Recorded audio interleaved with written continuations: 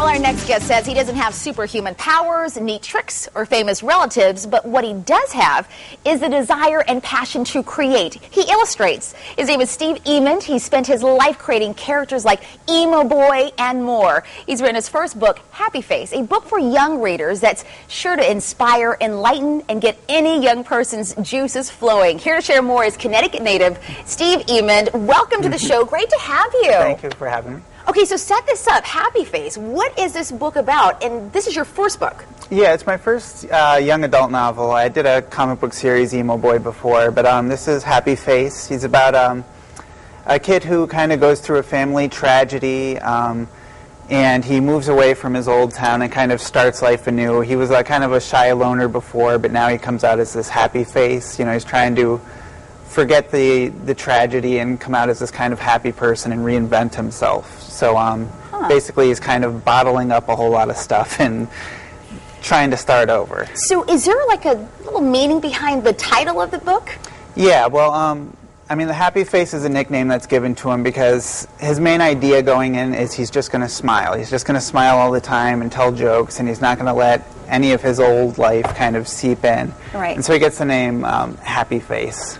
Okay, so tell us a little bit about Gretchen and Chloe, because I know they're two pretty big characters in the book, right? Mm-hmm. Well, Chloe is his kind of long-term crush, best friend person. That we all usually have, right? Yeah. She's kind of involved in this incident that kind of changes his life before he moves. And then Gretchen is his second crush, so there's two love interests in there. But the second one's more of kind of an escape, you know, so he doesn't have to deal with this incident and the trauma that he has. He's kind of focused and obsessed on this new girl. Now, is any of this a little bit of your life in the book? Yeah, a lot of it is. Why are you turning red, Stephen? I mean, there were two big things that kind of did influence it. One was, you know, when my parents divorced, I kind of moved to a new town and kind of did deal with a lot of these kind of similar issues of reinvention and making new friends. And the other was like kind of a breakup I went through where you kind of, you know,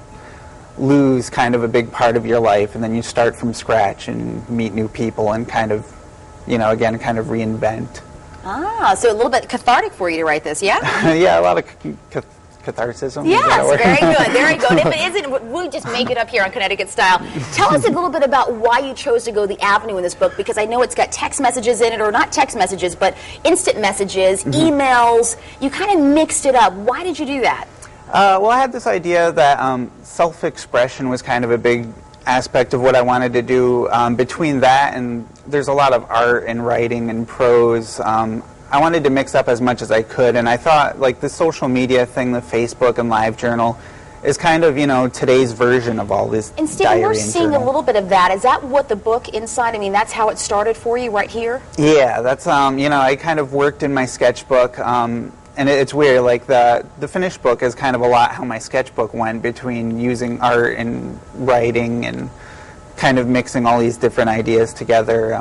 And I wanted the finished book to kind of look like my sketchbooks, you know. I wanted to have art and writing and everything, you know, taped in emails and letters. And what age group would you say this is kind of targeting?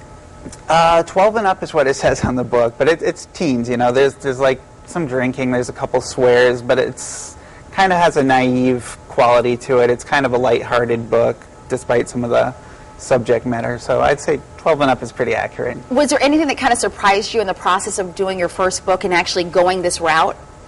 Yeah, well, it was the first prose book I've actually written. I didn't know I could write prose before this, and I learned definitely the values of having an editor, because it was unbelievable. I mean, she kind of took things that I didn't even know I was thinking and basically said, this is what you seem to be doing, and I'd be like, it just opened up my eyes, you know, and it's hard to imagine writing without an editor to go through now. We should let people know that you got a pretty big event coming up at RJ Julia's. Your first book signing, right? Yes, Are you excited about that? Absolutely, yeah. Book signing and book release party. We're going to have little Happy Face cupcakes, little yellow cupcakes with happy faces. Oh my goodness. Folks, right there, the book signing is on the screen. Happy Face, Stephen Emond at RJ Julia Booksellers in Madison. That's happening March the 13th at 7 p.m. I might have to show up just for a little party and a cupcake. There you go. All right, it's all about happy Happyface, everybody. Steve Emond, thank you so much for being here. Great, thank you. And you really do have quite the happy face. Thank He's you. getting all red over here. All right, come